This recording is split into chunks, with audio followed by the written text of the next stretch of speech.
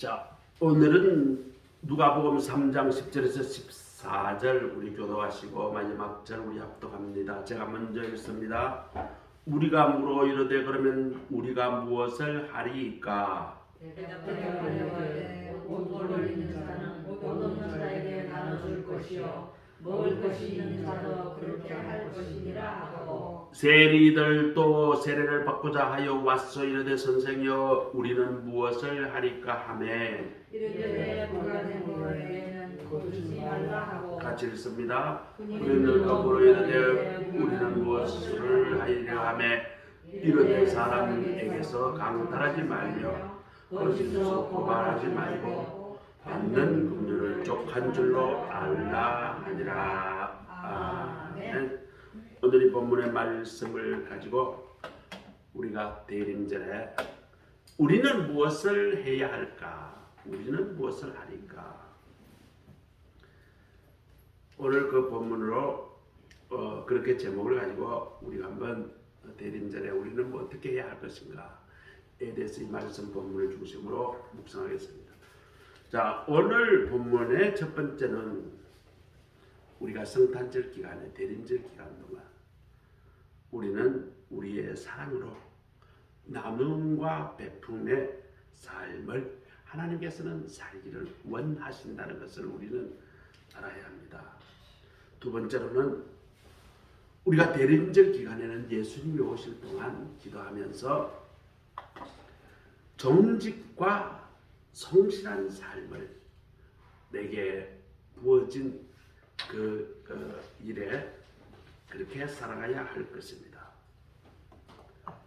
세 번째로는 우리는 우리에게 주어진 삶에 작은 것이라도 감사를 찾아서 발견하고 그 감사하며 내게 주어진 삶에 스스로 만족할 줄 아는 삶을 살아야 한다. 오늘 본문의 말씀을 가지고 대림절에 우리는 이 말씀을 한번 깊이 묵상하는 그런 시간을 갖겠습니다. 세례 요한은 이스라엘 백성들의 죄악을 혹독하게 지적하면서 회개하기를 촉구합니다. 회개를 촉구할 때 바른 자세가 아이고 잘못했습니다. 하나님 지난 주간 이렇게 저렇게 잘못 살았습니다. 하나님 용서해 주옵소서. 그렇게 회개 기도만 한다고 회개가 되는 게 아니에요.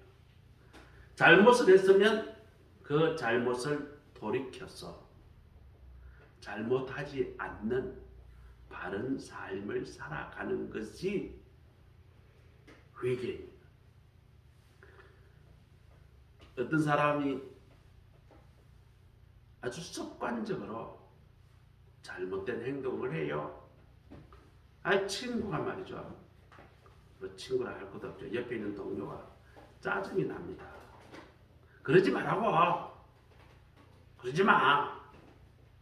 그래도 말이죠. 습관적으로 잘못하는 거예요. 그러면 말이죠. 이 사람은 또 그러지 마 그러면 그래 미안해. 미안하다고. 그러다가 또 잘못해요. 그러면 야 그러지 말라. 미안하다고 했잖아. 그러면서 또 잘못을 한다고 하면 그 사람은 미안하다 잘못했다라고 하는 것이 진짜일까요? 가짜일까요? 받아들이는 사람은 처음에는 미안하다 했으니 그래 다음부터 안 그러겠지.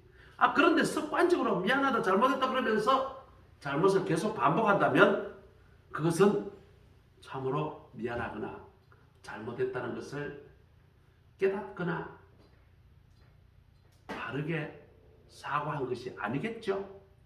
오늘 그것을 이야기합니다. 대림절 이번 주간을 맞아 우리의 구체적인 생활에 어떤 변화를 일으켜야 그것이 참된 회개가 된다는 것이죠. 대림절 기간은 두 가지 의미가 있어요. 첫째 하나는 오신 예수님을 축하하고 그런 기한, 성탄절은 12월 25일 날만 있는 것이 아니라 성탄절 4주 전부터 시작해서 성탄절 지나고 난 뒤에 3주간 정도가 성탄절이에요. 그렇기 때문에 거의 2달 동안 성탄절입니다. 성탄절은 솔직히 이야기하면 딱히 어느 날로 정해진 것이 없어요. 서방 세계에서는 주로 12월 25일을 성탄절로 지냅니다. 그런데 동방교회는 1월 6일 날 성탄절 드린다고 그랬죠. 우리는 주현절이라고 짓죠. 그래서 정교회 쪽은 1월 6일 날 돼야 예수님 오신 그 찬양을 예배드려요. 그러니까 교회별로 이 예수님 오신 생일날 달라요. 왜 그러냐면 예수님이 태어나고 난 이후에 무려 1100년 좀 지나고 난 뒤에 예수님이 생일이 언제일까? 그걸 추정을 하면서 그냥 끼 맞춘 날짜가 12월 25일이거든요. 지금부터 1100년 전에 우리 조상이 누가 태어났겠죠? 우리 성가 가문도 말이죠. 뭐 그래도 뭐 꽤 역사가 있어요. 고려시대 때 시작을 했는데 성자, 인자, 보자라는 어른이신데 고려 중엽에 이 사람이 지금으로 말하면 국무총리 중 한 사람이야. 그 사람이 국무총리 하니까 성자, 인자, 보자 어르신이 태어나는데 그때부터 족보가 말이죠. 태어난 날짜, 돌아가신 날짜 정확히 기록이 됐죠. 그런데 그 사람이 그러면 갑자기 하늘에서 뚝 떨어졌을까? 아니잖아요. 그 사람 아버지가 있었을 거라. 그 아버지 생일날을 우리가 축하를 해야 되겠는데 알 수 있을까요? 알 재간이 없습니다. 1100년 지나고 나면 지금처럼 컴퓨터가 발달되고 천문학이 발달되어도 알기 어려운데 과거에는 더 하겠죠. 그래서 사실은 12월 25일은 원래 태양절 신의 축제일이었어요. 그것을 성탄절로 바꿔서 서방세계는 어차피 모르는 거 뭐 하루 정하자. 그리고 대체적으로 겨울에 예수님이 태어난 것 같으니 하루를 정한 것이 12월 25일 됐고 동방교회는 뭐 어떻게든지 모르겠지만 1월 6일 날 특수 자기네들 정해가지고 수천 년간 1600년 계속 그렇게 성탄절 지내고 있어요. 어쨌든 이 성탄절이라는 기간은 이렇게 긴 기간 동안 첫 번째 오신 예수님을 찬양하고 경배하고 이런 것도 필요하고 두 번째는 오실 예수님을 기다리면서 우리의 마음을 다시 신앙을 원칙적으로 정립하는 시간이 이 시간입니다. 그래서 이때는 대체적으로 예수님이 오신다고 하면 우리를 심판하실 것인데 심판받으려고 하면 우리는 어떤 삶을 살아야 심판에 대한 준비를 하겠는가? 대체적으로 말씀과 설교는 그쪽에 집중되어 있어요. 그래서 첫 번째로 우리는 무엇을 해야 되는가? 하나님의 사랑으로 그 사랑을 실천함으로 그 실천이 구체적으로는 가난한 사람들에게 나눔과 베품의 삶을 살기를 하나님께서는 원하고 계신다는 것이죠. 10절 11절을 보니까 그러면 우리가 무엇을 하니까? 그런데 옷 2벌 있는 자는 옷 없는 자에게 나눠줄 것이요 먹을 것이 있는 자도 그렇게 할 것이다 하고 회개는 하고 이거 하나님 잘못했습니다. 나는 잘못했습니다. 바르게 살겠습니다. 첫 번째 세례 요한이 회개라는 것은 무엇인가? 네 혼자 너무 잘 먹고 잘 살지 말라는 거예요. 옷 2벌 있으면 옷 없는 사람에게 좀 나누어 주라는 거예요. 그리고 가난한 사람들에게, 배고픈 사람들에게 먹을 것을 나눠 주라는 거예요. 저는 이 부분에 참 미안해요. 왜요? 우리 집에 옷이 넘쳐나거든요. 농이 부족해, 농이. 우리 집에는 하나씩 2개씩 사 모았는데 이게 이사하면서 엄청 버렸거든요. 몇 가마를 갖다 버렸어요.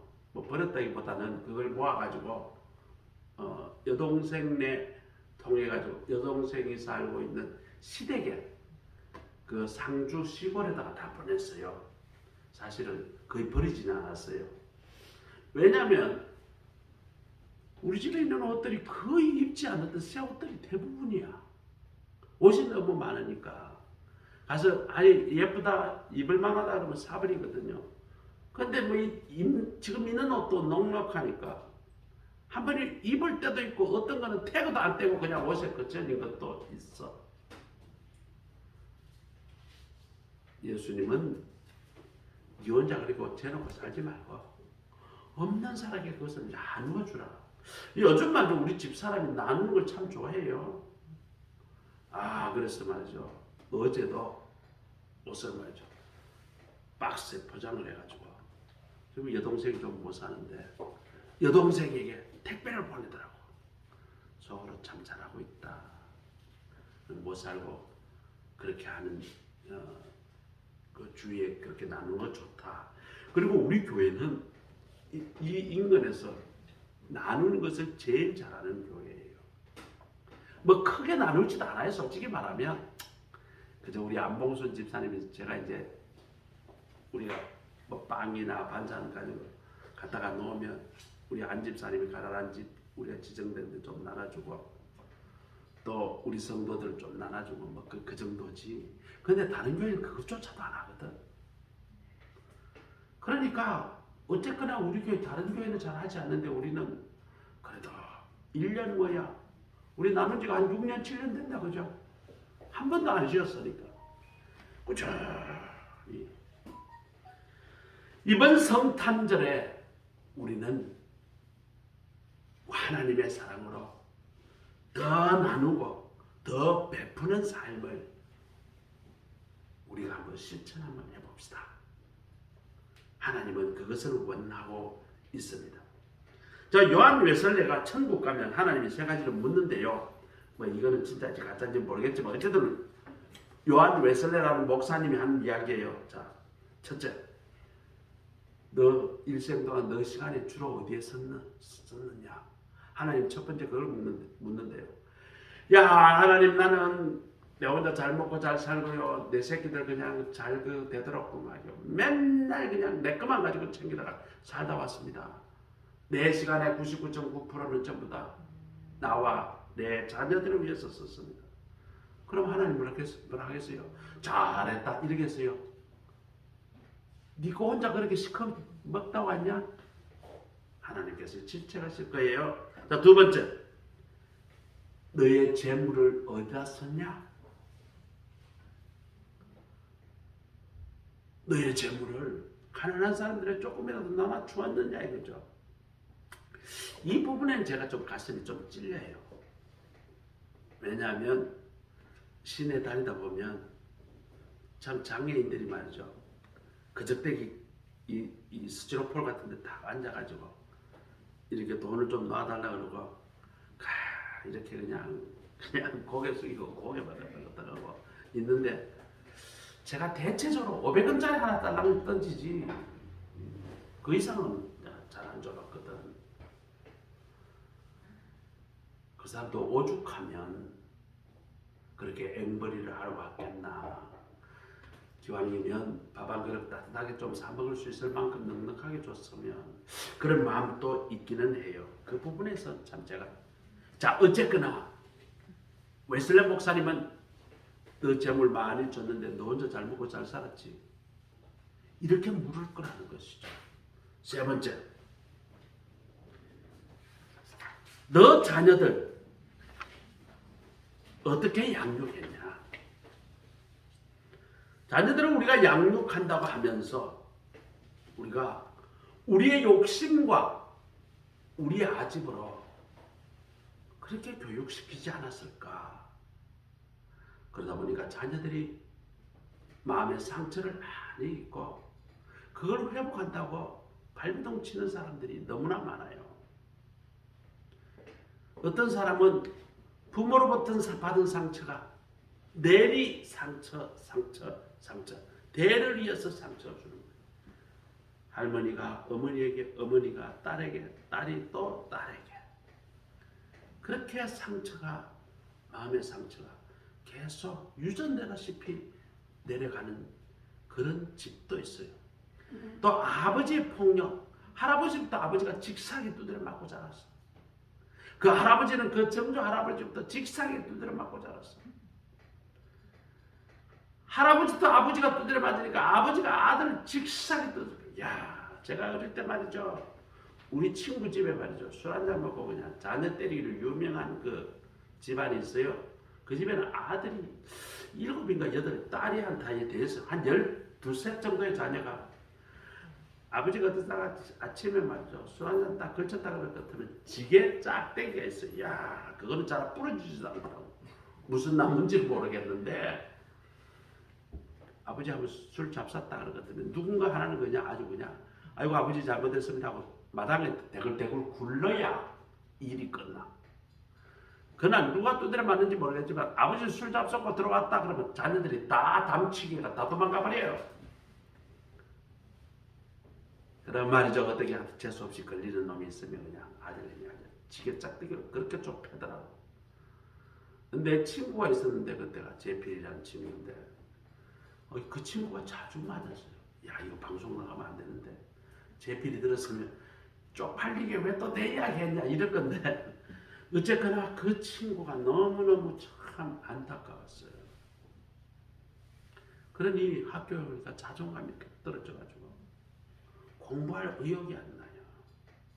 아버지로부터 인정받지 못하고 그렇게 매맞고 자라니 학교 가서도 멍합니다. 수업 시간에 뭘 이야기를 해도 깜짝깜짝 놀래요.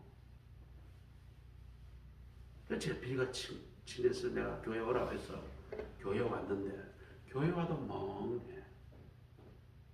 참 안타까운 거예요. 요즘은 말이죠.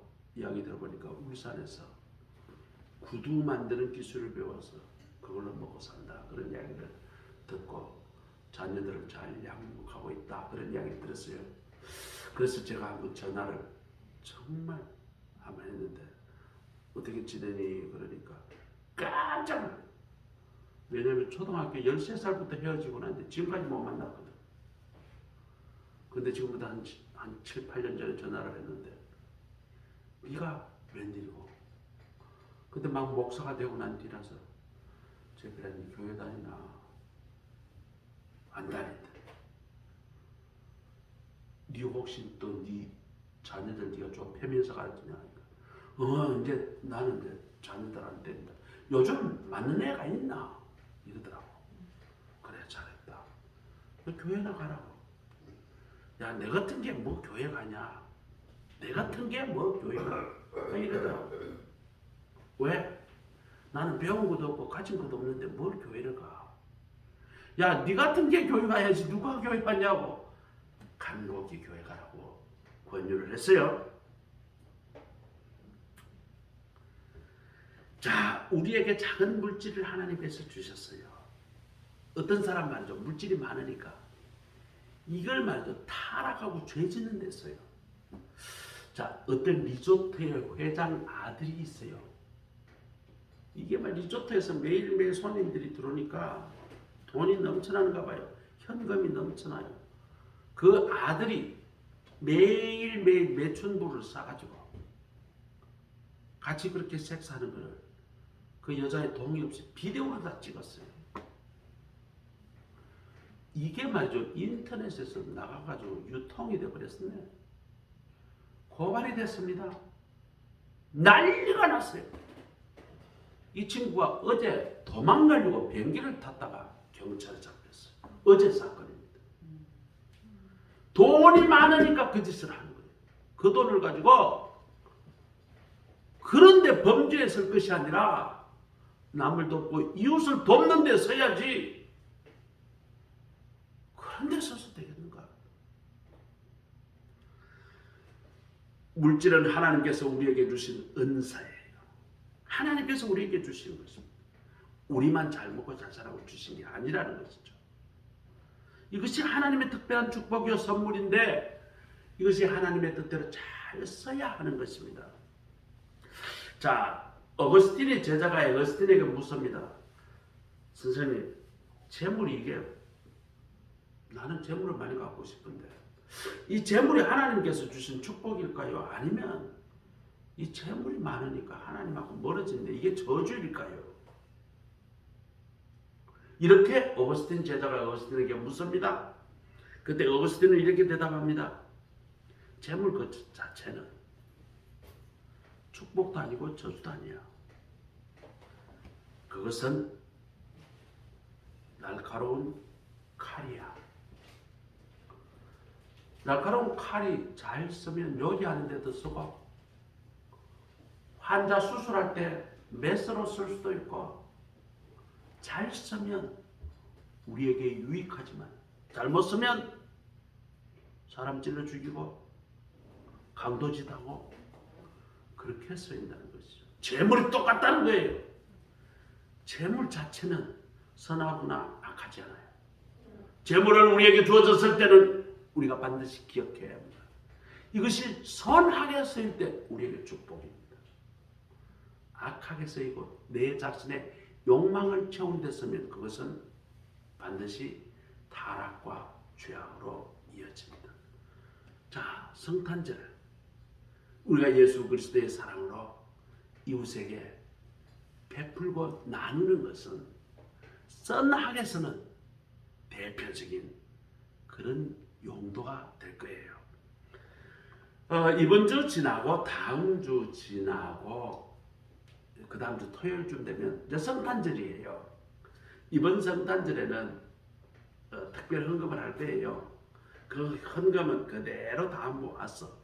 우리 교회 돈 좀 보태가지고 이것을 우리 교회 전적으로 쓰지 않고 어떻게 좀 이렇게 가난한 이웃에게 좀 쓸까, 그걸 지금 계획하고 있어요. 우리 교회는 어떻게 보면 참 축복받았어요. 참 우리 교회가 코로나 지금 이 시국에 각 교회들이 전부 다 지금 교회 문을 닫고 있어요. 너무 어려워가지고. 근데 우리 교회는 성도들이 뭐 조금 준 거 빼놓고는 뭐 별로 달라진 게 없어. 재정적 어려운 것도 없고, 성도들이 그렇게 분쟁도 없고, 참 은혜스럽다. 그럼 이 은혜스러운 것을 하나님의 말씀에 맞게 성탄절 한번 보내보자. 그렇게 할 거예요. 성탄절에 우리가 25일 토요일인데 우리 집사람은 막 토요일, 일요일 엎쳐가지고 한번 성탄절 한 방으로 해보자 자고 그러는데 제가 가만 생각하니까 25일에 다른 교회 다 예배 드리는데 우리 교회 교인들은 이거 뭐 집에 앉아서 텔레비만 보고 있으면 야 이거 안 되겠다. 그래서 성탄절에 모여서 잠깐 예배 드리고 그날은 약간 축제식으로 예배 드리고 헌금을 하고 그 헌금 모은 걸 가지고 좀 상의를 해서 이영호 목사님하고 상의해서 어떻게 쓸 것인가. 가난한 사람을 위해서 한번 주위에 뭐가 아마 있을 거예요. 지금 코로나 때문에 매우 어려운 사람들에게 어떻게 쓸 것인가 한번 그렇게 생각하고 있습니다. 하나님은 우리에게 주어진 물질, 우리에게 주어진 복, 이것을 나만 즐기고 내 욕망을 채우는 데만 쓸 것이 아니라 가족이나 이웃에게 나누어 주고 그들을 위해서 쓰라고 하나님께서는 우리에게 요구하고 있어요. 오늘 예배 참석하신 우리 모두 사랑으로 나눔과 베품을 실천함으로 이 성탄의 계절을 아주 뜻있게 보내시는 우리 모두가 되시기를 바랍니다. 자, 두 번째로는 12절 13절에 보니까 세리들도 세례를 받고 다녀와서 선생님 우리는 무엇을 하리까? 그러더니 세리에게 합니다. 너는 정한 것 외에는 늑증치 말라. 늑증하다는 건 뭐냐면 지 배를 채우기 가지고 더 많이 걷어가지고 챙겨 먹는 거예요.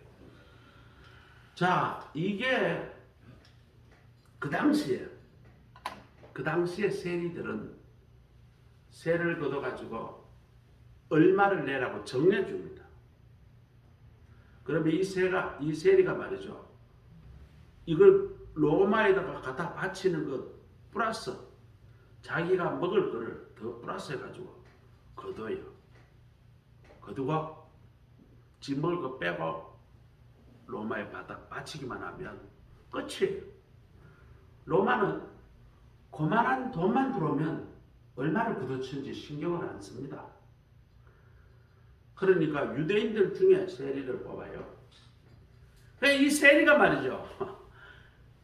로마에 갖다 바칠 거에다 자기 먹고 살 만큼 조금만 붙이면 되는데 이놈들이 말이죠. 새가 예를 들어 100원이라면 지 먹을 걸 200원을 더 거두는 거야. 원래는 100원 해가지고 한 110원 정도 거두고 지가 10원 먹고 100원을 갖다 바쳐야 되는데 100원 갖다 바쳤는데 300원 받아 200원 받아 먹으니 세리들이 말이죠. 얼마나 욕을 먹는지 몰라요. 날 강도 같은 놈이라고. 저건 도적보다도 더 나쁜 놈이라고. 다 욕을 하는 거예요. 그러니까 우리는 어떻게 회개하면 되겠습니까? 세례요한이 이야기합니다. 정직하게 받을 돈만 거두라는 거죠.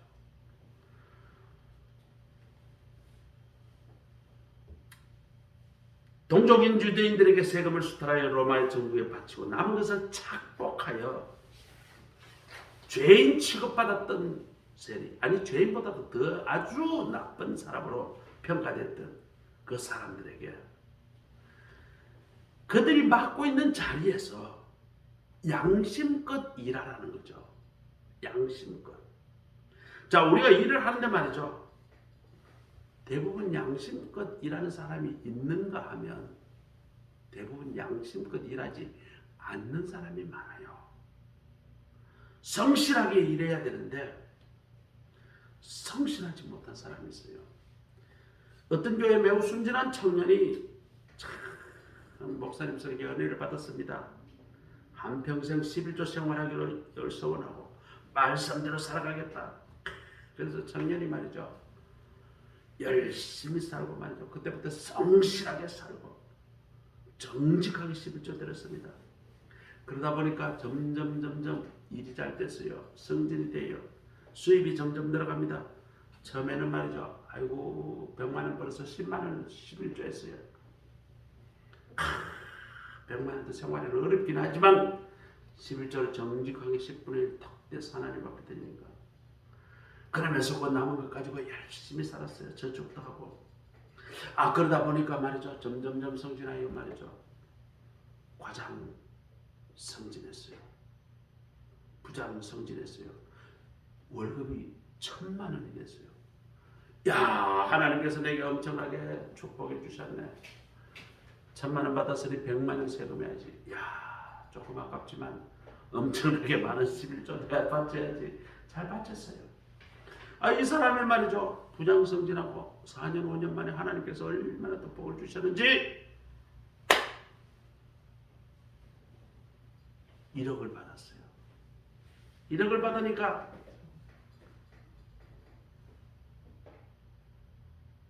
천만 원을 11조 내야 되는데 이게 안 되는 거예요.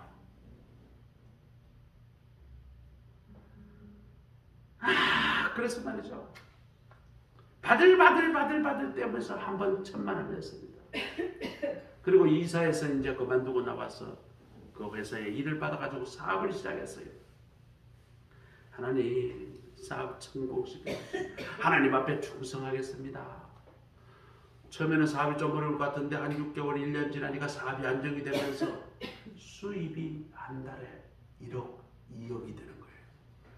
야, 1,000만 원 처음에 낼 때 그렇게 바둥바둥 떨었는데 2억대가 2천만 원 되니까 이게 안 되는 거예요. 마음은 흔들리고 어떻게 할 줄을 몰라서 목사님 찾아갔습니다. 목사님, 참 목사님 내가 지금 드릴 말씀이 있는데 뭡니까? 내가 말이죠. 청년 때에 지금부터 20년 전에 하나님 앞에 서원한 게 있어요. 내가 수입의 11조를 반드시 드리겠다. 그리고 하나님의 말씀대로 내가 참 착하게 살겠다.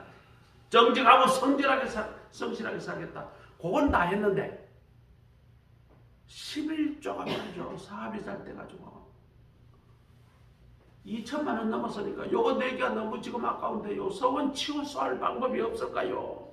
이렇게 이야기 불었어요. 목사님이 가만히 있더니 수입이 너무 많아서 11조를 너무 많이 내는 게 그게 부담이 되네요. 그렇다고 그래요. 그러면 목사님이 가만히 있다가 그래요. 그럼 내가 지금부터 기도할게요. 수입이 지금부터 100분의 1로 줄어들도록 기도해드릴게요. 그러면 부담 없이 11조 할 수 있겠네. 그러더랍니다. 뭐 물론 우스개 이야기겠죠. 세례요한 세리들이 정한 그 법의 이걸 외에 부하치 말라. 다시 말하면 우리에게 주어진 일에 대해서 성실과 정직한 삶을 살아라. 이번 대림절 기간에 예수님이 와서 심판하신다면 뭘 심판하실까? 이웃을 위해 얼마나 잘 나눠줬나, 얼마나 잘 베풀었나, 이것으로 심판하기도 하겠지만, 두 번째로 안집사, 최집사, 박집사, 김집사, 네 이런 일을 하고 있는데 정말 성실하게 일했니? 정직하게 일했니? 하나님께서 심판하실 거예요. 자, 이번 기간 동안 다시 내 삶에 원점을 조정하고 성실하고 정직한 삶을 회복하는 우리 모두가 되시기를 간절히 바랍니다. 아멘. 세 번째로는 하나님께서는 받은 것에, 내가 가지고 있는 것에 감사하고 자족할 줄 아는 삶을 살아야 한다는 것입니다. 14절 보니까 군병들에게 물어 이르되 우리는 무엇을 하리까 하며 사람들에게 강포하지 말고 무수하지 말고 받은 요를 족한 줄로 알라 하니라. 자, 군인들은 말이죠, 세리는 말이죠, 지가 정한 거 더 받아가지고 더 올려가지고 받아서 이걸 그 횡령해 먹었다, 그죠? 자, 군인들은 어떻게 했느냐 하면 군인들은 말이죠, 월급이 굉장히 작았어요. 군인들이 말이죠, 뭐 시비거리가 있으면 시비거리가 가지고 쳐들어가가지고 뺏어 먹는 거예요. 그런데 군인들에게 주는 그 월급이 좀 적기는 하지만 못 먹고 살 정도는, 그 정도는 아니었어요. 부자들에 비해서 못 먹고 살 정도다는 건 좀 적게 받는다는 거지. 로마 군인들도 나름대로 먹고 살 수 있을 만큼 충분한 급료를 줬음에도 불구하고 군인들이 보니까 부자들은 너무 잘 살거든. 지는 월급 조금 받고 사니까 이게 말이죠. 그러니까 말이죠, 로마 군인들의 행패는 대단합니다. 뭔가 법에 조금 틀렸다면 그대로 쳐들어가서 말 타고 쳐들어가서 그 집에 있는 재산 다 뺏어버립니다. 이게 로마 군인들이 가진 법적 지위였어요. 그러니 그들에게 세례 요한은 이야기합니다. 세금을 과다하게 부과하는 것도 안 되지만 그렇게 강포로 개인적 사욕을 채우는 그런 것은 잘못된 것이다. 어떻게? 내게 주어진 것을 감사할 줄 알고 내게 가지고 있는 것에 자족할 수 있는 마음을 가지고 살아가야 한다는 것입니다. 우리는 남하고 자꾸 비교하다 보면 욕심이 자꾸 내가 뭔가 좀 부족한 것 같아. 지금 내게 주어진 것을 감사할 줄 알 때에 우리의 정신 건강이 좋아집니다. 그리고 우리의 삶이 행복해집니다. 제가 아는 어떤 권사님이 계세요. 이 권사님 말이죠, 자기의 삶에 감사할 줄은 몰라. 우리 집은 왜 이렇게 못 사냐? 우리 남편은 왜 저 모양이냐? 우리 집 애들은 전부 다 누굴 닮아 저래 돌대가리냐? 그런 마음이 있는 거예요. 사실 그 집 애들은 똑똑해. 내가 봤을 때. 딸은 스스로 공부해서 박사 석사 과정 가지고 아주 한 전문가가 됐어. 지금 방송에도 잘 나오고 참 똑똑해요. 남편 정말 성실해. 내가 봤을 때. 사업을 해가지고 돈을 좀 벌기도 하고 좀 이럴 때도 있지만 정말 가족들 사랑하고 참 이렇게 했는데 권사님 마음에는 그것이 다 부족한 거예요. 그러니까 이 권사님이 병이 걸려버렸어요. 화병에 걸렸어요. 어떤 현상이 일어났냐? 음식을 먹지를 못해요. 먹으면 토해요. 그리고 틱 현상이라고 그래서 속에 있는 것이 자꾸 위로 올라가지고 막 쓰린 거야. 이 목구멍이 쓰리고 심지어는 입이 말이죠. 신맛이 날 정도로 그래요. 그리고 몸무게가 아주 빼빼 마르고 키가 작은 권사님인데 10kg나 빠졌대. 해골이야, 해골. 원래 빼빼한 우리 권사님인데 10kg 빠졌으니 아이고 세상에. 내가 그래서 권사님 죽습니다 이러다가 얼마 전에 그런 이야기 했어요. 권사님, 하나님은 내 감사하세요. 가진 것 자족하세요. 사랑하세요. 용서하세요. 이거 실천해야 권사님 삽니다. 오늘 예수님이 우리에게 와서 심판하실 때 마지막으로 뭘 심판하실까? 너 얼마나 자족하고 만족하며 살았니?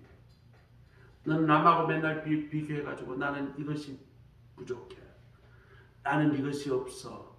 우리 집은 남은 40몇 평인데 왜 우리 집은 20몇 평이야? 이렇게 불만만 하고 살 거냐는 거죠. 가진 것에 만족하고 감사할 때에 우리의 삶은 풍요로워지고 그러할 때에 하나님의 은혜가 임합니다. 그때 복이 임합니다. 원망하고 불평하고 그냥 짜증내고 화내고 그런 집에 무슨 하나님의 평강이 임하고 어떻게 하나님의 은혜가 임하겠냐고. 가난하지만 가진 것에 만족하고 감사할 줄 알고 그런 집안에 말이죠. 복이 굴러 들어오는 거예요. 사도 바울은 빌립보 4장 11절 12절에 보면 내가 어떤 형편이든지 자족하기를 배웠노니 비천에 처할 줄 알고 풍부에 처할 줄 알아. 모든 일에 배고픔과 배부름과 궁핍과 풍부 일체의 비결을 배웠노라 라고 말합니다. 오늘 우리도 어떠한 형편에 있든지 스스로 자족할 줄 아는 비결을 터득해야 합니다. 스스로 만족할 줄 아는 사람이 진실로 지혜로운 사람, 하나님이 원하시는 사람인 것입니다. 대림절 맞이했습니다. 우리도 이제 세례 요한을 통해서 하나님의 음성을 듣고 새롭게 결단해야 합니다. 오늘 이번 대림절에 예수님이 오신다면 세 가지 심판하실 것입니다. 첫째, 하나님의 사랑으로 이웃에게 나눔과 베품의 삶을 살았나? 두 번째, 우리가 우리에게 주어진 삶의 현장에서 정직하게 살았나? 성실하게 살았나? 세 번째, 하나님은 우리에게 주어진 그것에 감사하며 살았나? 자족하며 살았나? 이것을 심판하실 거예요. 자, 이번 대림절에 나눔과 베품을 실천하고 내 주어진 일에 성실과 정직으로 일하고 만족과 감사와 자족의 삶을 사시는 우리 모두가 되시기를 간절히 소원합니다. 기도드리겠습니다. 하나님 감사합니다. 오늘 세례 요한이 하신 말씀을 가지고 이 대림절 기간에 우리는 어떻게 살아가야 할 것인가? 오늘 말씀을 묵상하였습니다. 우리가 하나님의 사랑으로 나눔과 베품의 삶을 살아가게 하옵소서. 또 우리의 삶에 믿음으로 성실과 정직의 삶을 살게 하옵소서. 또 우리의 삶에 주어진 것에 감사하고 자족의 삶을 살게 하옵소서. 예수 그리스도의 이름으로 감사하며 기도드립니다. 아멘. 찬송가 287장 우리가 찬송드립니다.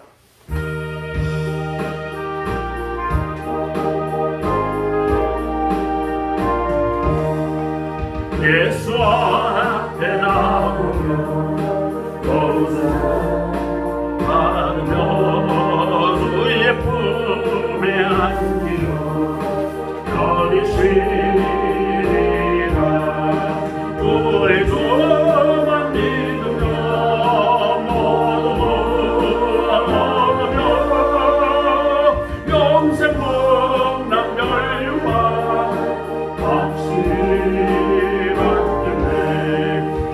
예수 앞에서